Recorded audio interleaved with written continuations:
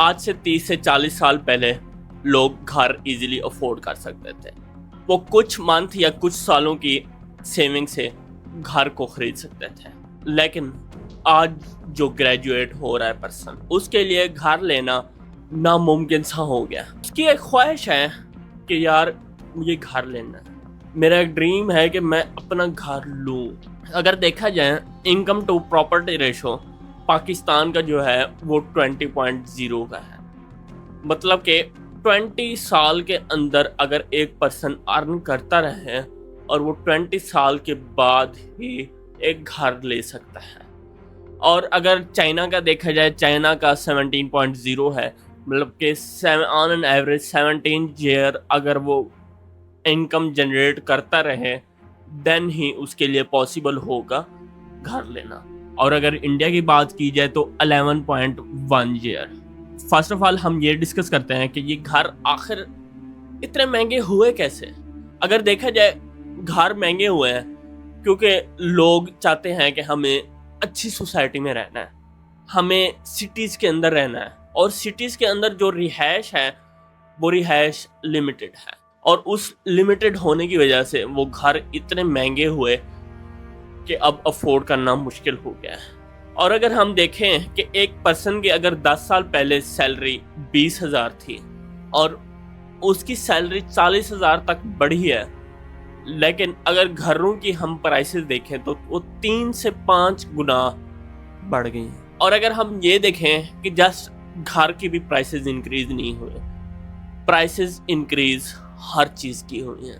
جیسے اگر ہم دیکھیں پرائسز گروسریز کی بھی انکریز ہوئی ہیں, الیکٹریسٹی کی بھی انکریز ہوئی ہیں, انٹرنیٹ کی بھی انکریز ہوئی ہیں, لیکن وہ جو انکریمنٹ ہوا ہے وہ 3 گنا کا ہوا ہے یا پھر 5 گنا کا ہوا ہے. آپ پیٹرول دیکھیں, پیٹرول پہلے کتنا تھا اب کتنا ہو گیا ہے.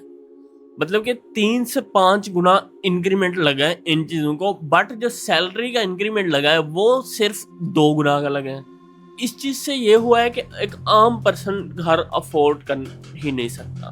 وہ مطلب کہ 20 سال اگر گھر کے لیے سیونگ کرے تو ہی وہ افورڈ کر سکتا ہے.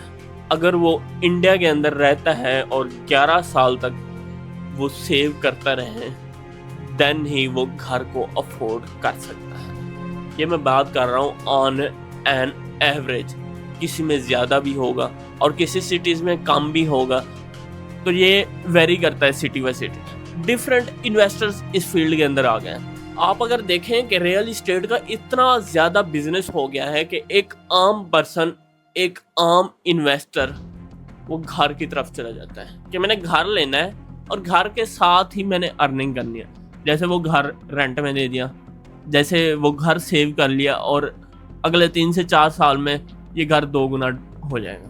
مطلب کہ اگر 1 کروڑ کا لیا ہے تو وہ گھر 2 کروڑ کا ہو گیا. تو اس سے یہ ہوتا ہے کہ انویسٹر کو بہت زیادہ فائدہ ہو رہا تھا.